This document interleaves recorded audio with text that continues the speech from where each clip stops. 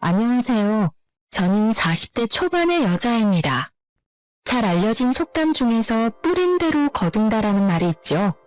내가 마음을 좋게 쓰면 좋은 일이 따라오고 나쁘게 행동하면 결국은 나쁜 결과를 초래하기 마련이잖아요.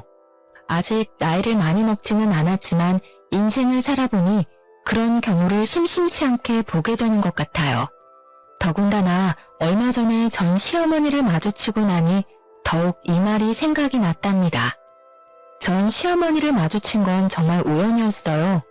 날씨가 좋아서 아직 돌이 안 된 아들을 유모차에 태우고 산책을 하던 중이었는데요. 작은 마트 앞을 지나가는데 경찰차도 와 있고 아주 소란스럽더라고요. 그래서 아기에게 시끄러울까봐 최대한 멀찍이 떨어져서 가려고 하는데 어떤 초라한 행색을 한 할머니가 마트 주인에게 바락바락 악을 쓰고 있었어요. 내가 누군지 알고 지금 이따위로 대접을 하는 거야? 저 길로 쭉 가면 갈비집 건물 나오지? 내가 거기 주인 마누라야. 이거 왜 이래? 아이고, 건물주 마누라가 소주 한 병 살 돈이 없어서 훔치려고 그랬어? 내가 돈이 없어서 빵을 훔쳤다던가 두부를 훔쳤다면 그냥 봐주고 마라. 그 처지에 술은 또 먹고 싶었나 보지? 뭐야? 이 옆에 내가 진짜 보자 하니까 그깟 돈 주면 될 거 아니야. 내일 갖다 준다니까 경찰까지 부르고 지랄을 떨어. 계속 이렇게 소란 피우시면 공무집행 방해죄도 추가됩니다. 얼른 차 타세요. 마트 주인에게 악을 쓰는 목소리를 들으니 본능적으로 뒷덜미가 찌릿하더라고요. 혹시나 하고 얼굴을 보니 벌써 술을 먹었는지 얼굴이 벌개진 전 시어머니가 맞는 게 아니겠어요? 예전에는 옷도 화려하게 입고 머리도 항상 미용실 가서 세팅을 해서 50대 뺨칠 것처럼 생겼었는데 지금은 완전히 초라하게 늙은 할머니의 모습이었어요. 머리도 거의 백발에 마구 헝클어져 있더라고요. 저를 알아볼까 무서워 얼른 자리를 피하려고 열심히 유모차를 밀었답니다. 전 시어머니 쪽을 한번 흘깃했는데 글쎄 눈이 딱 마주쳤지 뭐예요? 순간 저를 알아본 전 시어머니가 저를 향해 고래고래 소리를 치기 시작했죠. 너 맞지? 야, 이리 와봐. 제가 내 며느리야. 야, 어딜 도망가 이리 와. 전 시어머니가 저를 향해 쫓아오려는데 경찰이 딱 잡고 막아서더라고요. 정말 다행이었죠. 저는 악에 바친 전 시어머니 목소리를 뒤로 한 채 얼른 집으로 돌아와서야 한시름 놓을 수 있었어요. 아기를 키우느라 한동안 전시무의대에 잊고 살았는데 그때 기막혔던 일들이 영화처럼 머릿속을 스쳐가네요. 사연을 다 들으시면 여러분도 그때 제가 얼마나 충격을 받았을지 이해를 해주실 것 같아요. 그럼 제 이야기를 한번 시작해 볼게요. 저는 40대 초반까지 결혼을 하지 않았던 골드미스였어요. 대학교를 졸업하고 바로 중견기업에 취직해서 열심히 일만 했죠. 주변 친구들은 다 결혼하고 아이까지 낳을 때 저는 일만 했으니 팀장이란 직함은 얻었지만 항상 마음이 공허하더라고요. 이대로 자유롭게 살자고 생각이 들다가도 친구 돌잔치에 가면 또 그렇게 부러울 수가 없고요. 그러던 중에 친구의 지인이었던 남편과 우연히 만나게 되었죠. 오랜만에 만난 대학교 동창과 회사 근처에서 저녁을 먹고 있었는데 마침 친구의 지인이던 남편이 지나가다가 아는 척을 하더라고요. 그렇게 합석을 하게 되어 같이 얘기를 나누게 되었는데요. 남편은 저보다 3살이 많았는데 작게 사업을 하고 있다고 하더라고요. 그래서 그런지 성격이 활발하고 호탕한 것 같았어요. 평소 제가 남자다운 성격을 가진 남자를 좋아해서 그런지 살며시 호감이 생기더라고요. 그렇지 않아도 내가 두 사람 소개시켜주면 어떨까 생각했는데 정말 인연인가 봐. 이렇게 만나네? 이렇게 아름다우신 분이 아직 싱글이란 말이야? 진작 소개해줬어야지. 저는 남편의 너스레에 부끄러웠지만 싫지는 않더라고요. 그렇게 연락을 이어가며 몇 번 만나다 보니 자연스레 사귀는 사이가 되어 있었죠. 서로 나이가 많이 찼다 보니 결혼 얘기도 빠르게 나오게 되더라고요. 만난 지 1년도 되지 않았는데 남편이 프로포즈를 했고 저도 받아들였죠. 처음 시댁에 인사를 드리러 가게 되었는데 제가 아무래도 나이가 있다 보니 좀 긴장이 많이 되었답니다. 시댁은 5층짜리 건물 가장 꼭대기층에 살고 있었는데 그 건물이 15명이라고 하더라고요. 1층은 그 동네에서 유명한 갈비집이 들어와 있어서 보통 동네에서 갈비집 빌딩이라고 부른다고 했죠. 건물에서 나오는 월세로 생활을 하신다고 하는데 금전적으로 넉넉하게 지내고 계시는 것 같았어요. 집 안에 들어가 보니 시모가 원해서 인테리어를 새로 한 지 얼마 되지 않았다고 해요. 아주 현대적으로 삐까번쩍하게 꾸며놨더라고요. 우리 아들이 너무 잘나서 어떤 여자를 데려올까 했는데 생각보다 나이가 많네. 사실 우리 아들 능력이면 20대랑도 결혼할 수 있는데 비슷한 나이대면 서로 생각도 맞고 좋지 뭘 그래. 너무 어린 것보단 사회생활을 좀 한 게 낫다. 어머, 그래서 당신은 10살 넘게 차이 나는 신부를 맞았어요? 시모가 시부에게 엄청 아양을 떨더라고요. 시부도 싫지 않은지 그 모습을 마냥 바라만 보고 있는데 좀 일반적인 부분은 아닌 것 같은 느낌이 들었어요. 시모의 차림새도 보통 그 나이대보단 훨씬 젊게 입어서 제 언니라고 해도 믿겠더라고요. 역시나 나중에 남편에게 물어보니 친어머니는 암에 걸리셔서 남편 20대 초반일 때 돌아가셨다고 해요. 그리고 시부는 지금의 시모와 10년 전에 재혼을 하셨다고 하더라고요. 친정 부모님은 다 은퇴하셨다고? 그럼 생활은 뭘로 하셔? 우리처럼 건물이 있나? 아님 돈 나올 구멍이 따로 있어? 아버지가 연금을 넉넉하게 받으시는 편이라 그걸로 생활하고 계세요. 제가 매달 용돈 챙겨드리고 있고요. 뭐 그럼 딱히 넉넉하진 않겠네. 우리 집안이랑 좀 차이가 나서 좀 그렇네. 그나저나 결혼하면 시부모 용돈도 똑같이 챙겨줘야 되는 거 알지? 그런 건 기본 중에 기본이잖아. 애들 힘들게 일하는데 용돈은 무슨. 내가 돈 충분히 주잖아. 괜히 그런 걸로 애들 괴롭히지 마. 저는 사실 시댁에서 결혼을 반대하면 당연히 툭툭 털고 안 하려고 생각하고 있었어요. 시모가 하는 말이 마음에 걸려서 결혼에 대해 다시 생각해봐야겠다는 마음이 들었죠. 친구들에게 하도 고부 갈등에 대한 하소연을 많이 들어서 굳이 피곤하게 그런 걸 경험하면서 살고 싶진 않았거든요. 저는 제 커리어에도 자부심이 있고 연봉도 나쁘지 않기 때문에 그런 대접을 받으면서까지 진행할 필요는 없으니까요. 하지만 시부가 트인 생각을 가진 분 같았고 결혼하라고 시원하게 지원을 해주시더라고요. 남편이 시원시원하게 결혼을 밀어붙여서 정신이 들었을 땐 이미 결혼식을 다 끝내고 신혼여행까지 다녀온 후였답니다. 결혼을 했다고 해도 일은 놓고 싶지 않았기에 회사는 계속 다니고 있었죠. 남편도 사업을 하다 보니 매일 밤늦게 들어와서 신혼생활을 잘 즐기지를 못하겠더라고요. 저는 퇴근하고 오면 너무 힘들어서 빨리 쉬기 바쁘고 남편은 거의 밤에 오니 같이 저녁을 먹을 때도 별로 없고요. 이런 게 결혼인가 싶고 오히려 연애할 때보다 더 외로운 기분이 들기도 했죠. 다 잡아둔 물고기라고 생각을 하는지 연애할 때는 그렇게 연락도 자주 하더니 이제는 늦게 들어와도 연락 한 통 없었어요. 저도 서운함이 계속 쌓여가니 서로 서먹해진 상황에서 어느 날 남편이 출근 전에 이런 말을 하는 거예요. 근데 우리 나이도 있는데 아기를 먼저 가져야 되지 않아? 나는 나를 닮은 애를 꼭 갖고 싶거든. 그런 말을 전혀 안 하다가 갑자기 들으니 당황스럽긴 한데 난 사실 회사 일도 바쁘고 나이 때문에 아이가 금방 찾아오긴 힘들지 않을까 싶어. 만약 시도해봐도 안 되면 난 딩크도 생각한 적 있긴 하거든. 딩크? 말도 안 되는 소리 하지 마. 결혼했으면 무조건 한 명이라도 아이는 낳아야지. 당신 일이야. 아이 낳고 다시 해도 되잖아. 지금 뭐가 급한지 몰라? 저도 저를 빼닮은 아기를 갖고 싶었고 남편이 너무나도 아이를 원했기 때문에 열심히 노력해 보기로 했어요. 친정엄마가 임신이 잘 되는 한약도 지어다 주셔서 빼놓지 않고 먹었죠. 몸이 건강해야 한다고 해서 평소에 운동도 싫어했지만 요가 수업도 듣기 시작했답니다. 저는 제 나름대로 노력을 하고 있는데 먼저 임신 계획하자던 남편은 무슨 생각인지 전혀 협조를 안 하더라고요.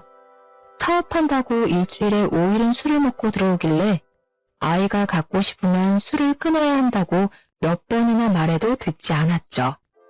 당신 아기 갖고 싶다며 내가 술 먹지 말라고 했지. 내가 운동을 하라고 했어. 인스턴트를 못 먹게 했어. 그런 거 다 못해도 술이라도 끊어달라고 했잖아. 어이씨, 네가 사업에 대해 뭘 알아.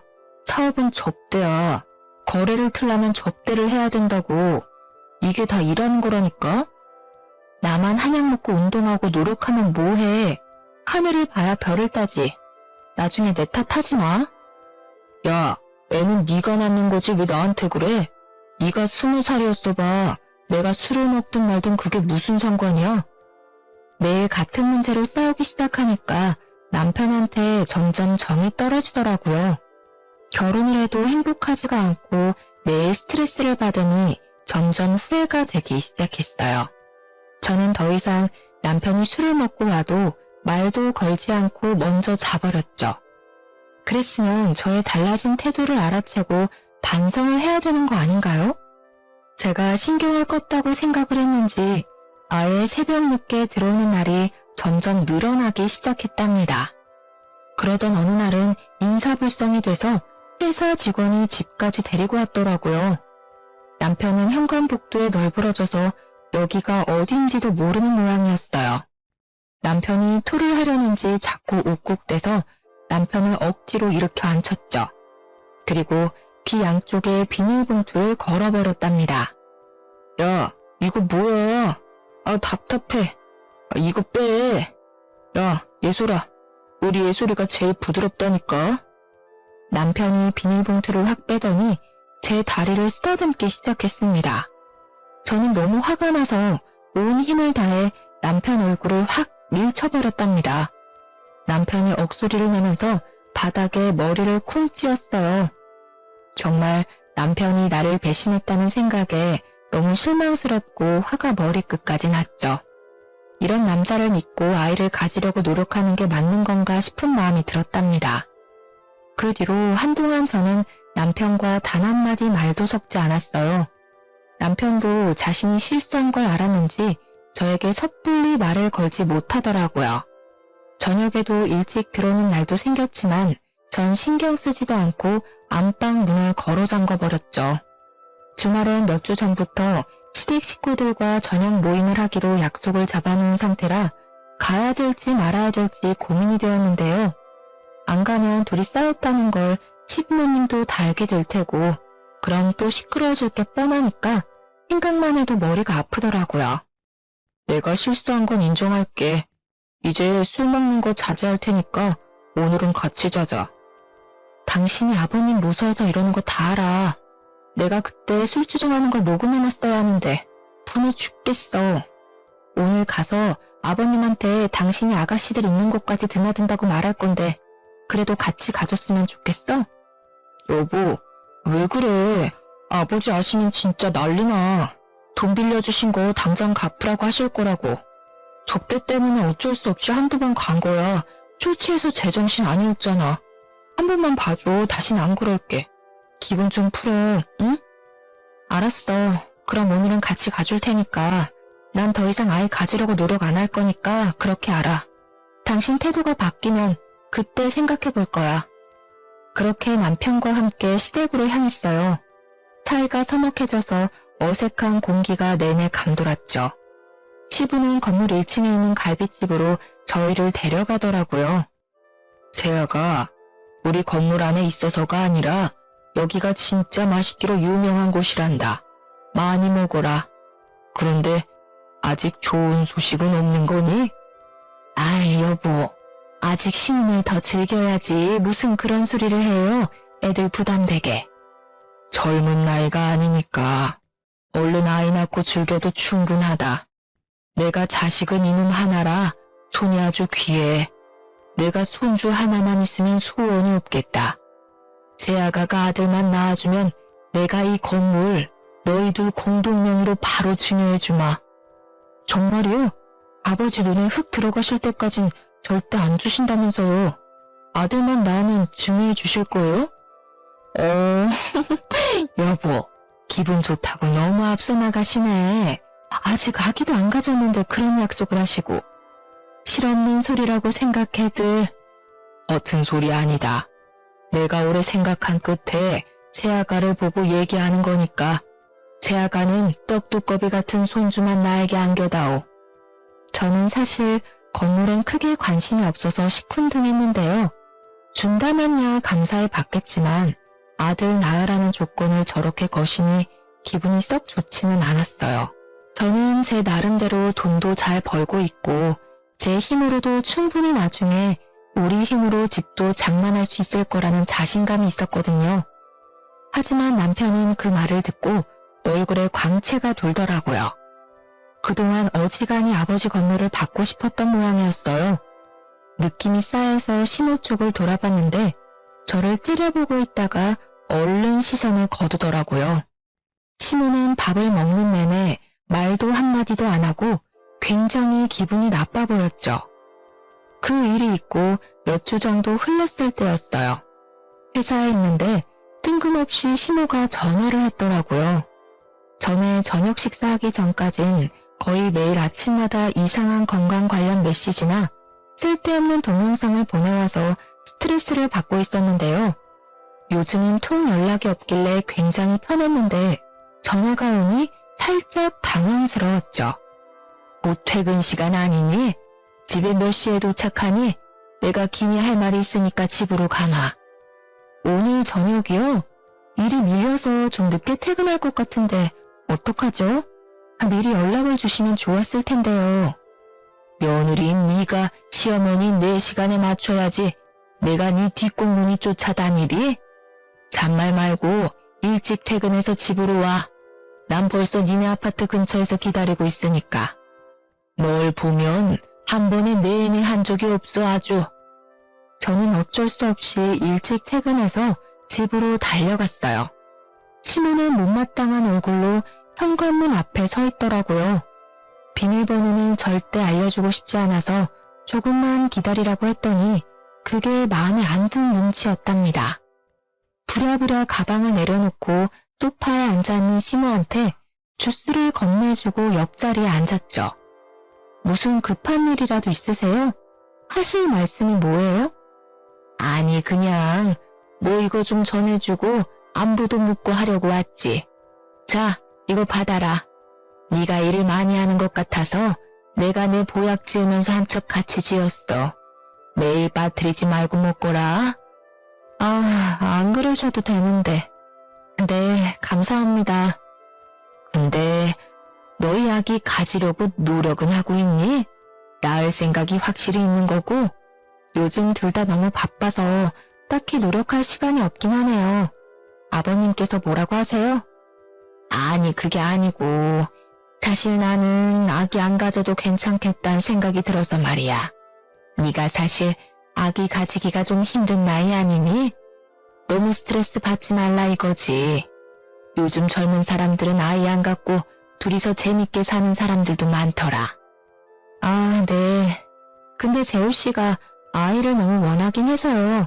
저도 한 명은 낳고 싶어서 생기면 축복이죠. 재우야 그렇다 쳐도 너도 속이 훤히 보인다. 너도 건물이 받고 싶긴 한가 보구나. 그거 아버님이 그냥 하신 말씀이니까 흘려들어. 요즘 시대에 너처럼 자기 일하면서 사는 게 좋은 거야. 아기 가지면 회사도 관둬야 되지 않니? 여러모로 잘 생각을 해봐라. 시모는 쌀쌀맞게 말을 끝내고는 바쁘다면서 횡하고 가버리더라고요. 아이를 갖길 바랄 줄 알았는데 완전히 반대로 말을 하니까 어안이 벙벙했어요. 왠지 저를 견제한다는 느낌도 들고 여러모로 건물 때문에 속보이는 말을 많이 꺼내더라고요. 시모가 덩그러니 놓고 간 한약 상자를 보니 솔직히 먹고 싶지가 않았죠. 마침 지금 먹고 있는 한약도 있으니까 굳이 또 먹을 이유는 없어서 그냥 창고에 처박아 두었답니다. 그런데 하루는 이상하게 남편까지 일찍 들어와서 저를 들들 볶더라고요. 저와 눈만 마주치면 임신 얘기를 하는 통에 스트레스가 쌓일 만큼 쌓여 있었거든요. 제가 애 낳는 기계도 아니고 뚝딱하면 애가 들어서는 것도 아닌데 주변에서 왜 저를 갖고 난리를 치는지 미치겠더라고요. 다음 달에도 임신 안 되면 우리 시험관이나 그런 걸로 해보자. 사실 당신 나이 때문에 자연 임신 안 될 확률이 많대. 시험관만 하면 애가 자판기에서 나오듯이 나올 줄 알아? 그게 얼마나 힘든 건데. 난 매일 주사도 맞아야 되고 왜 나만 힘든 걸 다 견뎌야 되는데? 야, 그럼 내가 낫냐? 여자가 낳는 거잖아. 나도 답답하다고. 이럴 줄 알았으면 어린애랑 결혼하는 건데 아버지가 갑자기 그런 걸로 건물 준다고 할 줄 누가 알았냐고. 지금 그 건물 받으려고 이 난리를 치는 거야? 아기를 무슨 돈 버는 수단으로 생각하니? 당신은 막상 아기 낳으면 똥기저귀 한 번 안 갖다 버릴 위인이야. 나야말로 당신이 이렇게 임신으로 나 스트레스 줄 줄 알았으면 절대 결혼 안 했어. 이게 보자 하니까 너 말 다 했어? 아, 이래서 나이 어린애랑 결혼했어야 돼. 나이 많은 것들은 머리에 든 것만 많아서 허구한 날 꼬치꼬치 따지기나 하고. 그럼 시험관 안 하겠다 이거지? 그럼 다음 달에도 임신 못하면 당신 그냥 다니는 회사 때려치고 집에서 쉬면서 몸 관리나 해. 뭐? 진짜 말 다 했어? 당신이 뭔데 회사를 관두라 말아야. 난 임신 안 하면 안 했지. 회사는 포기 못하니까 꿈 깨셔? 서로 언성이 높아지고 분위기가 점점 험악해져 가기만 했어요. 갑자기 남편이 악소리를 지르면서 식탁 의자들을 다 던져버리더니 쓰레기통을 발로 차서 거실에 확 던져버리는 게 아니겠어요? 거실 바닥이 쓰레기로 난장판이 되어버렸어요. 저는 너무 화가 나니까 머리가 띵해지더라고요. 남편을 죽어라 노려보니까 남편도 씩씩대며 지지 않고 쳐다보더라고요. 저는 주방 싱크대로 달려가서 모아두었던 음식물 쓰레기 봉투를 남편에게 확 던져버렸답니다. 봉투가 찢어지면서 남편의 티셔츠와 바지가 쓰레기 범벅이 되어 뚝뚝 떨어졌죠. 야, 이게 진짜? 냄새. 너 진짜 미쳤어? 당장 닦아 얼른. 너는 쓰레기 던져도 되고 나는 왜 안 돼? 마음 같아선 네 그 머릿속에 든 쓰레기 좀 싹 다 버리고 싶다. 어쩌면 그렇게 쓰레기 같은 생각만 하고 사냐? 저는 남편에게 쏘아붙이고 가방을 챙겨서 집을 나와버렸답니다. 남편의 밑바닥까지 본 기분이랄까요? 여느 때와는 너무 딴판인 모습에 같은 사람을 만나 싶었죠. 호탕하고 남자다운 줄 알았는데 알고 보니 여자를 우습게 알고 자기 자신만 생각하며 사는 이기적인 사람이었어요. 그 순간 제 자신이 너무 불행하게 느껴져서 제 숨통이 다시 트이려면 이혼을 해야겠다는 생각까지 들더라고요. 저는 바로 친정으로 갔고 일주일 넘게 집으로 돌아가지 않았답니다. 제가 남편과 싸웠다고 말하자 오히려 친정 부모님이 안절부절 못하시며 일단 집으로 가라고 하셨는데요. 하지만 저는 계속 오는 남편의 연락도 다 무시해버리고 회사만 열심히 다녔죠. 웬일인지 몸이 축축 처지고 밥도 잘 안 들어가는 날이 많아졌어요. 저는 남편 때문에 스트레스를 많이 받아서 컨디션이 안 좋아졌다고만 생각했죠. 퇴근하고 집에 간신히 와서 밥도 먹지 않고 바로 침대에 누워버리는 걸 계속 보시던 어머니가 한마디 하시더라고요. 어머, 얘 좀 봐. 너 생리 언제 했니? 상태를 보니까 아무래도 확인을 좀 해보는 게 좋겠다. 저는 엄마의 말에 설마 하고 달력을 찾아보았어요. 그런데 정말 2달째 건너뛰고 있는 게 아니겠어요? 임신 준비할 때는 매일 배란기를 확인하고 계산하는 게 일이었는데 남편과 헤어지기로 결심하고는 아무 신경도 쓰지 않았거든요. 저는 얼른 테스트기를 해보았는데 선명한 2줄이 보이더라고요. 얼마 전까지만 해도 이 2줄이 얼마나 보고 싶었는지 몰라요. 안 좋은 상황에서 임신을 확인하고는 마냥 기뻐할 수는 없는 걸 보니 인간의 마음이 얼마나 갈대 같은지요. 저는 당황스럽기도 하고 바라던 일이 이루어졌으니 좋기도 하면서도 아기를 혼자 키워야 하나 하는 생각도 들고 별 감정이 다 들더라고요. 남편한테 좋아하면서 마냥 알릴 수도 없는 현실이었으니 씁쓸하기도 했고요. 저는 엄마에게 당분간 우리만 알고 있자고 하고 테스트기를 서랍 안에 넣어놨어요. 저녁을 먹는 내내 남편에게 알려야 하는지 말아야 하는지 생각하느라 무슨 맛인지도 모르고 먹었던 것 같아요. 그때 초인종이 울리더니 남편이 상기된 얼굴로 들어오는 게 아니겠어요? 내가 아까 전화했다. 그렇게 바라던 임신을 했는데 알려줘야지. 이제 아기까지 찾아온 마당에 이혼하니 많이 허튼 소리 말고 장서방이랑 얼른 화해하고 집으로 돌아가. 엄마, 내가 말하지 말라고 했잖아요. 이 인간이 나한테 어떻게 했는지 내가 다 얘기했잖아. 너도 잘한 거 없어. 장서방, 얼른 얘 데려가게. 또 우리 딸한테 막대하면 정말 그땐 그냥 못 넘어가네. 이제 아이도 가졌으니 아주 여왕처럼 떠받들어야 돼. 네, 장모님, 여부가 있겠습니까?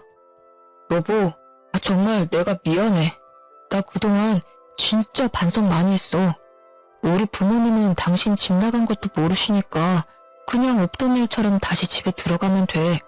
우리 깜찍이랑 같이 집에 가자. 여보, 정말 고마워. 벌써 태명까지 지어서 호들갑을 떠는 남편을 보니 만감이 교차했어요. 미우나 고우나 아기 아빠인데 다시 한번 잘 지내보자고 마음을 먹었죠. 다시 집으로 들어가게 되었고 남편은 벌써 시부모님에게 제 임신 사실을 알렸더라고요. 마침 다음 날이 주말이어서 시부모님이 집으로 찾아오셨죠. 아가, 정말 고맙다. 아무쪼록 몸 조심하고 또 조심하거라. 떡두꺼비 같은 손주 녀석인 것만 확인하면 내가 바로 너희에게 건물 넘겨주마. 근데 아버지, 만약 딸이면 진짜 건물 안 주실 거예요? 우리 집안 대를 이을 손주 녀석이 태어나야 네 놈이 건물을 가질 수 있는 자격이 있는 거야. 딸이면 아쉽지만 둘째도 생각해 봐야지. 아버님, 지금이 무슨 조선시대도 아니고 아들, 딸을 차별하세요. 그리고 요즘엔 딸을 더 좋아해요. 아이고, 왜? 딸이면 건물 못 받을까봐 지금 미리 손 쓰는 거니? 아직 5주라면서 벌써 김칫국들 마시기는. 어머니, 저는 건물에 욕심 없어요. 주시면 뭐 거절은 안 하겠지만 안 주셔도 괜찮아요. 왜 자꾸 제가 욕심내는 것처럼 말씀을 하세요? 내가 언제? 말이 그렇게 들렸다는 거지. 너는 그 말 대답 좀 그만해. 마흔 넘어서 용케애가 들어서니까 아주 기고만장하니? 시모가 저를 째려보면서 막말을 쏟아내는데 어이가 없더라고요. 누가 들으면 제가 건물 달라고 조른 줄 알겠더라니까요. 여기서 더 말을 이어가 봤자 뱃속의 아기에게 스트레스만 줄 것 같아서 속으로 참을 인자를 새기며 입을 꾹 다물었답니다. 남편은 정말 달라지려는 듯이 성실한 모습을 보여주기 시작했어요. 정말 바쁜 일이 아니고서는 저녁 먹을 시간에 들어오려고 노력하더라고요. 제가 입덧을 해서 밥을 못 먹고 수박과 오렌지 주스만 먹었거든요. 저녁이면 수박을 한 톡씩 사와서 다 썰어서 통에 착착 담아두기까지 하더라고요. 아기가 생기니까 이렇게 바뀔 줄이야. 정말 신기할 정도였어요. 그렇게 남편과 사이는 점점 회복되어 가고 있었는데요. 문제는 시모였어요. 자꾸 이상한 내용의 동영상을 보내기 시작하는 거예요. 너무 보기 싫어서 대부분 그냥 지워버렸는데 가끔 보면 아이 키우다가 너무 힘들어서 부부가 이혼한 이야기나 심한 건 유산되는 이유 보여주는 동영상 같은 걸 찾아서 보내는 거 있죠. 도대체 왜 시모가 삐딱선을 타고 있는지 이유를 모르겠더라고요. 제가 답장도 안 하고 아무런 대꾸도 안 하니까 어느 날 전화를 했더라고요. 살아있었네. 나는 하도 답장이 없어서 잘못된 줄 알았다 얘. 어머니, 말씀이 좀 그러네요. 그런 이상한 동영상 보내는 게 안부 물으시는 거였어요? 저 가뜩이나 입도 심해서 기운도 없고 일도 바쁘니까 이제 그만 보내주셨으면 좋겠어요. 이상한 거라니? 난 다 널 생각해서 보내는 건데 다 보면 앞으로 도움이 되는 건데 그걸 몰라. 너 가만 보면 시부 앞에선 꼬리를 살랑살랑거리면서 나는 푸대접을 하는 것 같다. 너 내가 재우 친엄마 아니라고 지금 무시하는 거야? 제가 무슨 푸대접을 하나요? 그런 적 없어요. 어머니야말로 저 임신한 거 별로 달갑지가 않으신가 봐요? 뭐? 그게 무슨 벼락 맞을 소리야? 내가 얼마나 기쁘고 축복해주고 있는데 그딴 소리 들으니 기가 막히다. 내가 오늘 아기 신발도 사주려고 만나자고 전화한 거야. 오늘 퇴근하고 네 회사 근처 백화점에서 좀 보자. 아, 제가 요즘 몸이 너무 힘들어서요. 죄송한데 다음에 가면 안 될까요? 이거 봐라. 또 나를 무시하지? 내가 말하면 좀 내니 하고 따를 생각을 해야지. 7시에 정문 앞에서 기다릴 거니까 그렇게 알아. 가뜩이나 주스만 먹고 영양해 가면서 회사 사람들에게 내색도 못하고 일도 일대로 다 하고 있는데 백화점까지 가려니 너무 힘들었어요. 저는 결국 시어머니를 만나서 백화점 안으로 들어갔죠. 저는 아기용품 매장만 가서 얼른 사고 집에 가고 싶었는데 시어머니가 1층부터 제 팔짱을 딱 끼고 삥삥 돌며 구경을 하는 거예요. 어머님, 저 진짜 너무 몸이 힘들어서 얼른 아기 거 먼저 좀 사러 가면 안 될까요? 예, 백화점에 왔는데 구경을 좀 해야지. 아니, 겉으론 멀쩡해 보이는데 뭐가 힘들다고 그래? 배가 남산만큼 나온 것도 아니면서. 저도 임신이 처음이었지만 시모는 재혼 전에도 한 번도 아이를 가진 적이 없어서 그런지 임신 초기에 얼마나 힘든지 이해를 못하는 것 같았죠. 아기용품 매장이 있는 3층까지 구석구석 삥삥 도는데 정말 주저앉고 싶더라고요. 가까스로 정신을 부여잡고 시모가 골라주는 아기 신발을 하나 받아들고 나왔어요. 이상하게 백화점에 앉아서 쉬는 의자가 없어서 잠깐 쉴 수도 없었거든요. 저는 빨리 집에 갈 생각만 하고 있었기에 엘리베이터 쪽으로 걸어갔어요. 시모가 뒤에서 저를 재빠르게 쫓아오더니 팔을 잡더라고요. 아유, 예. 사람이 너무 많아서 한참 기다려야겠다. 너도 힘든데 우리 계단으로 내려가자. 그럼 금방이야. 네? 저 다리가 후들거려서 계단 못 가요, 어머니. 시어머니는 제 말도 듣지 않고 비상구 문을 벌컥 열었고 저를 기다리고 있더라고요. 제가 움직이지 않자 인상을 팍 쓰면서 오라는 손짓을 계속 해댔어요. 예, 빨리 오라고. 사람이 그렇게 많은데 저한테 소리를 삑 지르기까지 하더라고요. 저는 사람들 눈을 피해서 비상구 쪽으로 걸어갈 수밖에 없었어요. 난간을 꼭 잡고 내려가기 시작하는데 시모가 앞서가지 않고 제 뒤에서 따라오는 게 아니겠어요. 저보다 걸음도 훨씬 빠른데 뒤에 떡 버티고 있으니 불편하고 신경이 쓰였답니다. 거의 1층에 도착하자 한시름이 놓여서 잠깐 쉬려고 하는 찰나에 다리가 휘청이면서 난간을 잡을 새도 없이 몸이 앞으로 고꾸라져 버렸답니다. 저는 계단을 대굴대굴 굴러서 바닥으로 떨어졌어요. 제가 잠시 정신을 잃었는지 시모가 소리치는 게 들렸었는데 깨어나 보니 병원 응급실이더라고요. 제 손을 붙잡고 울상이 된 남편의 얼굴이 보이고 뒤쪽으로 시부모님이 서 계셨죠. 여보, 괜찮아? 도대체 어떻게 된 거야? 초기가 가장 위험하다는데 조심해야지. 아기는? 아기는 무사한 거야? 응, 다행히도 아기는 무사하대. 걱정하지 마. 나 아까 어머니 전화 받고 얼마나 놀랐는지 몰라. 시부가 엄청 뭐라고 한 모양인지 시모는 풀이 확 죽어있더라고요. 이상은 없어서 바로 퇴원했는데 좀 캥기는 부분이 있었죠. 제가 넘어질 때 시모가 다리를 건 듯한 느낌이 들었던 것 같은 거예요. 근데 확실하지가 않고 저도 정신이 없었기에 그냥 넘길 수밖에 없었어요. 그 이후로는 왠지 시모와 거리를 둬야겠다는 생각이 들었답니다. 이제 임신한 지도 거의 12주가 가까워지고 있었어요.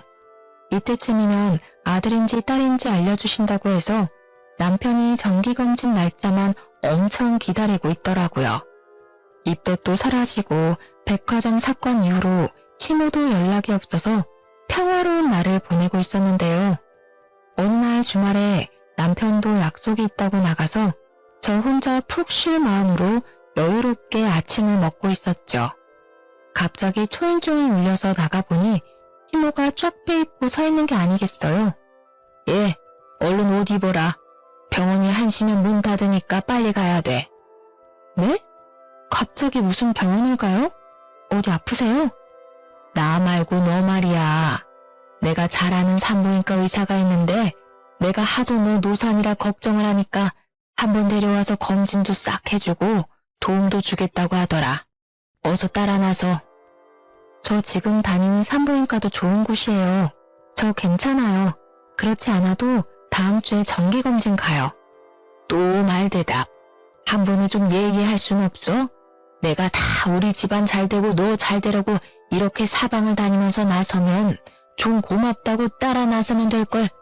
빨리 못 나와? 유명한 의사라 약속 잡기 힘들어. 뜬금없이 와서 얼마나 호들갑을 떨면서 정신도 못 차리게 하는지 어느새 택시에 떠밀려서 타고 있더라고요. 그렇게 30분은 갔을까요? 무슨 변두리에 있는 것 같은 허름한 병원에 저를 데려가더라고요. 유명하다더니 들어갔는데도 환자 한 명 없었고 간호사 딱 한 명 앉아있더라고요. 저는 기분이 너무 나빴지만 일단 시모가 하는 대로 지켜봤죠. 무슨 병원이 접수도 안 하고 바로 진료실로 들어오더라고요. 의사는 시모와 비슷한 또래의 남자였어요. 인상도 별로고 눈도 은은해 보여서 보는 순간 소름이 끼치더라고요. 그 의사한테 배를 보여줘야 한다니 너무 싫었는데 시모가 억지로 끌어서 침대에 눕히더라고요. 아주 건강한데? 그리고 아들이네? 이거 보이지? 뭐? 아니, 뭐요? 아들이요? 진짜 확실한 거예요? 저는 사실 그동안 초음파 사진을 보고 아들이라고 짐작은 하고 있었는데 이렇게 확인을 하게 되었네요. 시모는 아들이라는 소리를 듣고 얼굴이 파래지며 부들거리더라고요. 어머니, 저를 여기 왜 데려오신 거예요? 지금 설마 아들인지 아닌지 그거 확인하러 오신 거예요? 도대체 여기서 무슨 도움을 받으러 온 건데요? 저 지금 굉장히 기분이 나쁘거든요? 저는 의사 손을 팍 쳐버리고 침대에서 내려와 진료실 밖으로 나가버렸어요. 너무 열이 뻗쳐서 정수기에서 냉수를 한참 뽑아 마시고 심호흡을 했죠.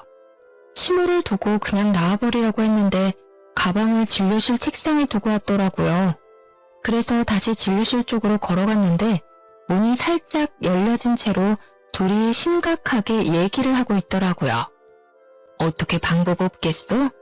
아니 하필 왜 아들이야? 혹시 먹으면 잘못되는 그런 약 같은 건 없어?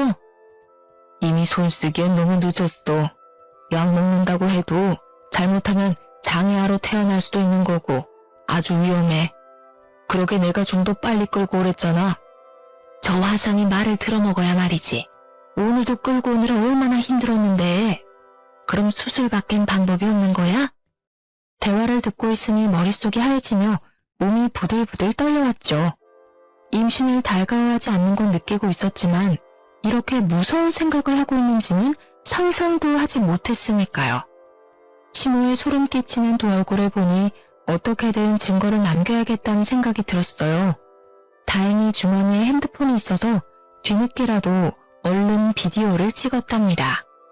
그리고는 혼자 서둘러 나와 집으로 가버렸어요. 저는 저녁에 남편이 올 때까지 기다렸다가 함께 시댁으로 갔어요. 제가 집 안에 들어서자마자 시모가 큰 소리를 치기 시작하더라고요. 연락도 없이 너 혼자 가버리면 어떡하니? 가방도 두고 가서 얼마나 걱정했는지 알아? 애가 기본이 안 돼 있어. 걱정이요? 같이 있다간 또 무슨 수작을 부릴지 모르니까 제가 얼른 도망친 건데요? 뭐? 수작? 이게 아주 막 나가네. 내가 재혼했다고 지금 이렇게 무시를 하는 거야? 여보, 얘 말하는 것 좀 봐요. 나를 얼마나 무시하는지 봤죠? 이간질 시키려면 상대 봐가며 제대로 했어야죠. 그럼 이건 어떻게 설명할 건데요? 저는 아까 찍은 비디오를 열어 시부모와 남편에게 보여줬습니다. 그걸 본 시모가 얼굴이 사색이 돼서 핸드폰을 뺏으려고 하더라고요. 저는 얼른 시모의 손을 쳐버렸어요. 내가 참아보려고 했는데 사람이 할 짓이 있고 못할 짓이 있는 거예요.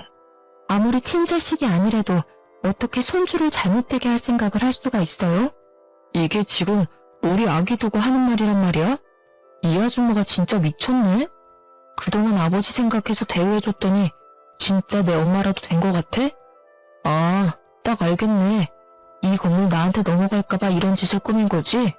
그렇다고 이게 당신께 될 것 같아?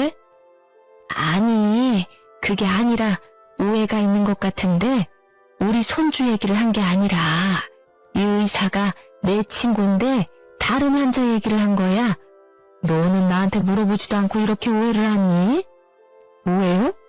일부러 저기까지 끌고 가서 뭔 짓을 하려고 했는지 저 의사 데려다가 물어볼까요? 내가 이걸로 저 의사 고소할 수도 있어요. 그리고 예전에 나한테 준 한약도 몸 차게 만들어서 애 못 갖게 하는 약이었던 거 내가 모를 줄 알았어요. 그냥 넘어가 주니까 누굴 바보로 알아요?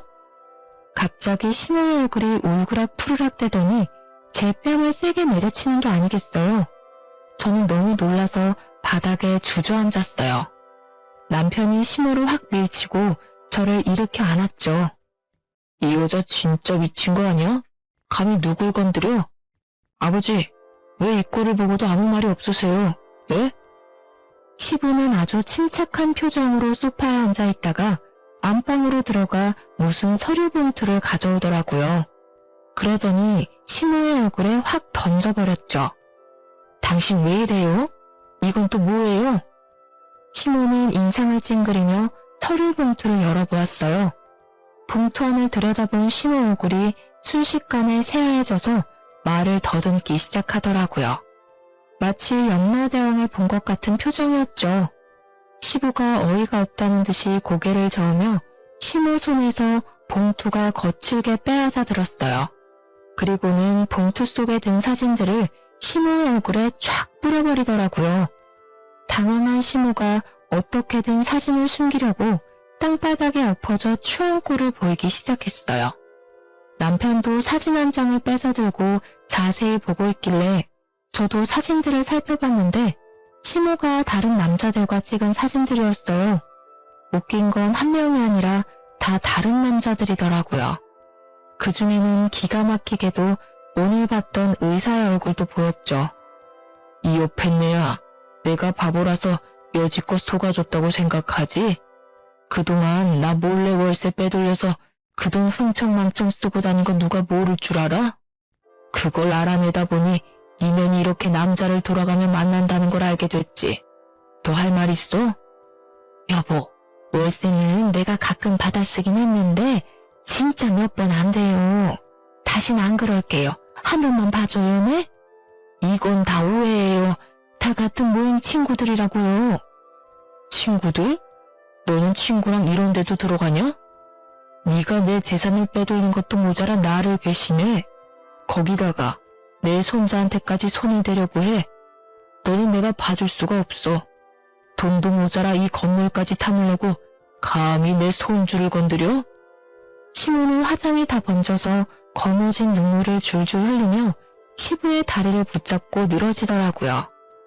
여보, 제발 한 번만 봐줘요. 지금부터 죽은 듯이 살게요. 제발 버리지만 말아요. 당신 없이 나는 못 살아요. 내가 아니라 내 돈 없이 못 사는 거겠지. 당장 내 집에서 꺼져. 지금 안 나가면 내 손주 건드린 채 톡톡히 몰릴 줄 알아. 이게 당신한테 주는 마지막. 시모는 시부의 손에 끌려서 건물 1층 밖까지 쫓겨나갔어요. 창문 밖으로 보니 시모는 건물 앞에 주저앉아서 소리를 지르며 울고 있더라고요. 몇 시간이 지나도 그 앞에 있어서 사람들이 웅성웅성 대기도 했죠. 보다 못한 남편이 경찰에 신고를 했고 경찰과도 한창 실랑이를 하다가 결국은 경찰차를 타고 가면서 마무리가 되었답니다.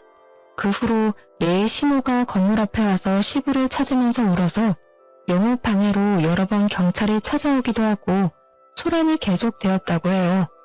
시부가 저와 아기의 안정을 위해서 출산 때까진 시댁에 오지 말라고 해서 시모를 그 후로 보진 않았답니다. 시부는 소송을 진행해서 시모한테 돈 한 푼도 주지 않고 이혼할 수 있었어요. 시모는 남은 돈으로 변호사까지 고용해서 어떻게든 재산을 분할받으려고 발악을 했지만 불리한 증거가 너무 많아 통하지 않았죠. 저는 무사히 아들을 순산했고 출생 신고하는 날에 맞춰 시부가 선물처럼 건물을 증여해 주셨답니다.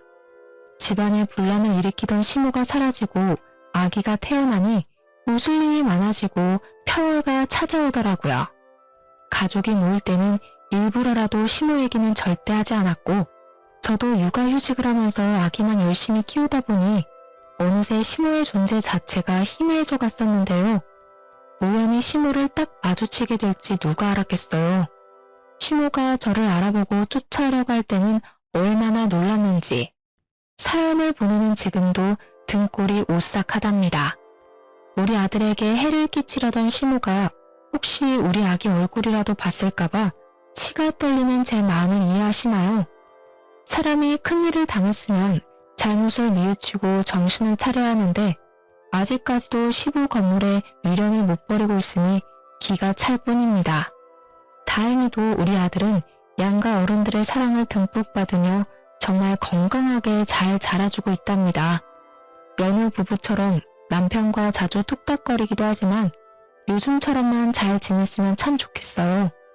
매일 이곳에서 사연을 즐겨 듣다 보니 자기 분수에 맞지 않는 걸 탐하다가 수렁으로 걸어 들어간 시모가 생각나서 저의 이야기를 한번 꺼내놓아 보았는데요. 굳이 대단한 걸 하지 않아도 다른 사람에게 해를 끼치지 않고 산 것만으로도 오늘 하루도 잘 살았다는 생각이 듭니다.